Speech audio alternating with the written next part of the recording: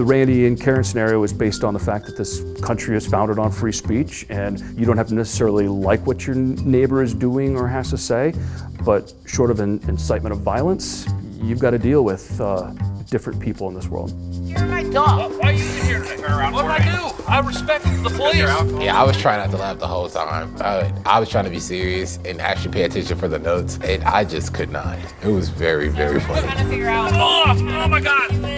Oh no, he's choking me! Randy and Karen. Oh.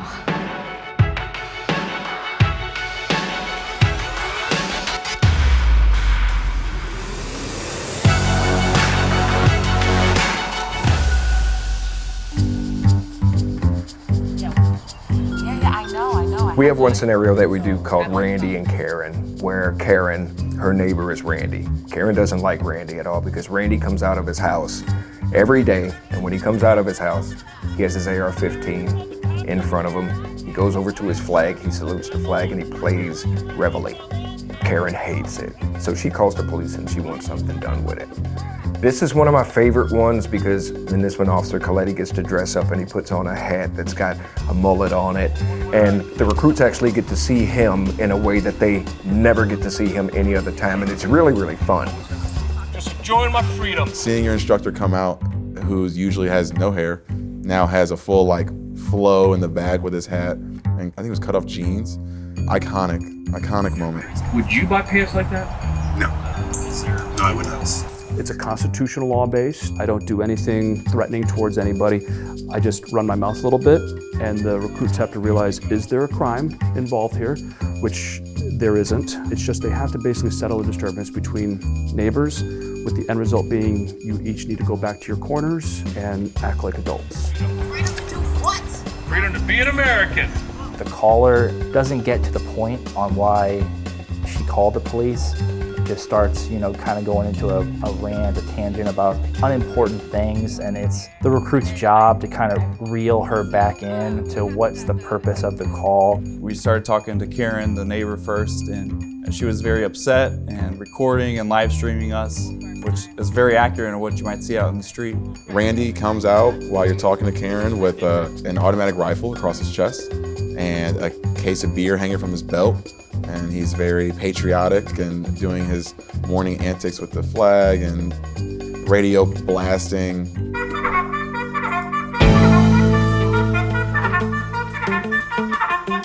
I remember my partner and I looked at each other, we were like, this is not what we were expecting, but let's just roll with it. You called the cops, Karen?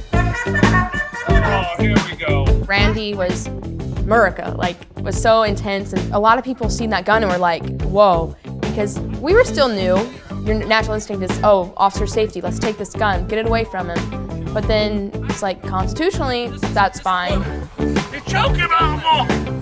What the hell's going on in this country? Randy was exercising his, constitutional rights. There was nothing he was doing wrong. The great thing about the U.S., everybody has rights. You're both not doing anything The wrong. recruits have to figure out whether there's even a crime that's been committed because Randy stays on his own property.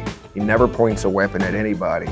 So the basis of that is that there is no crime. They have to explain to Miss Karen that he's not doing anything wrong. Yes, he can do whatever he wants to do on his property as long as it's not threatening anyone else, and that's basically the end of the role play. I support police. No, she doesn't. I saw her protesting at the defund the police thing. You learn a very fast de-escalation skills in a very aggressive environment, especially when people are verbally yelling at each other, to be able to flip that switch on and say it's game time. I like that one is so close to the beginning because everyone kind of gravitates towards taking the weapon immediately instead of just being a mediator. You're just there to talk and listen, more listen than anything, and then send these two people on their way. It's real easy to get tricked up on what the caller wants instead of investigating and see what's actually going on, because at the end of the day, it was more so the Karen was being a piece of disturbance towards Randy instead of Randy causing a problem towards the Karen. It was about how you approach the situation, how you talked and communicate with each person, and how you controlled their actions and kept them kind of apart, understanding and finding a compromise and leaving the scene better than when you arrived. When any scenario is complete or at a no-win point, the instructors will yell red. Red. All right, red. The recruits are told that from almost day one, that red means the scenario is over. Then the debrief occurs. I tell the recruits the good points of the things they did and the points they need to work on. Very few times are there just egregious issues. Everything we can work on. I would say my weakness was not being as familiar with Missouri's rights, where I didn't have to confiscate his gun right away, and my partner was able to help me out and fill in the gaps for some of that stuff. I was really good about talking and being confident with Randy. Not so much as de-escalating Karen, but he was my backup, and he de-escalated Karen and helped in that situation. It was really nice to have someone that you work well with, even if it was our first time being partners. I'm free in this. Oh, hey, how you doing? How you doing? Want some dinner? Yeah. Ultimately, at the end of the day, it was determined that no crime was really committed, so it was just kind of a civil dispute issue, which was kind of hopefully resolved as best as it could have been. One particular role play that we did, we had some inches of snow. It was coming down hard and it was thick. You can only learn so much in between four walls, and that's not what actual police work looks like. So on that day I think it snowed 6-7 inches. So we were kind of all in the classroom. Maybe they'll let us go home early, and then they're like, nope, the show goes on. Well, yeah, it's gonna snow while you're doing police work too, so yeah, we're going out here. So make sure you got the right clothing on, because it might get a little cold. It was a good learning experience for the recruits that even though it's coming down, you still have to respond to the call. You still have to gather all the information, investigate the crime as best you can. I didn't even look outside before I went, and then I seen 6 inches of snow. I was like, well, that's gonna be a fun one. Extreme weather, holidays, no matter what, you're kind of a law enforcement 24/7. There's no designated breaks or, hey, it's too cold to go outside, it's too rainy, and we had to just adapt to what we had. We're gonna work in every type of weather there is, and you just work. You work through it, you find a way to get around it. I was the first to go, so I had no tracks, no trails, nothing that kind of hints at even what to do. So it was very fresh and it was good.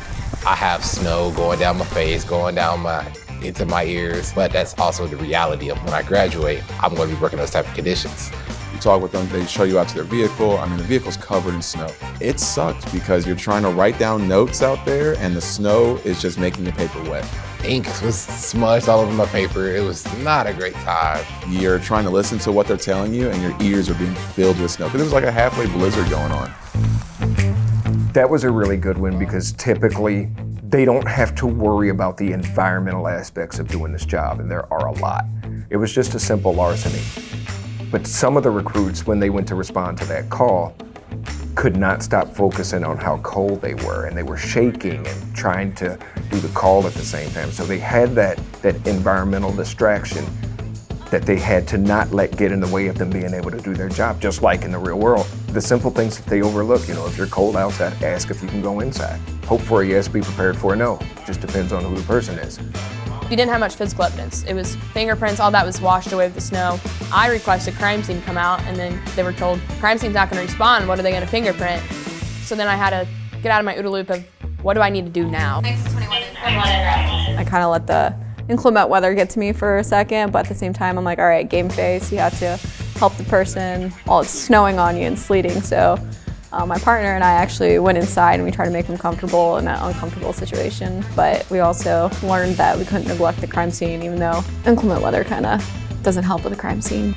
I completely forgot to ask the owner that, hey, you know, can we finish our discussion inside the home where it's warm, nice and dry? I was just like, okay, I want to help this guy. I want to find a bad guy. Like, let's do this. Did you see anybody who did it? Now I feel like I'm a little bit more prepared for a snow day out in the street. Things you got to do when you're motivated to get the bad guy.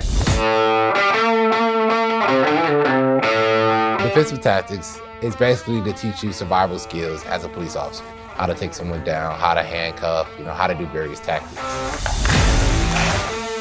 I think the hardest thing is just figuring out how to balance your home life with your work life, but also the academy life. It's like school, but on steroids.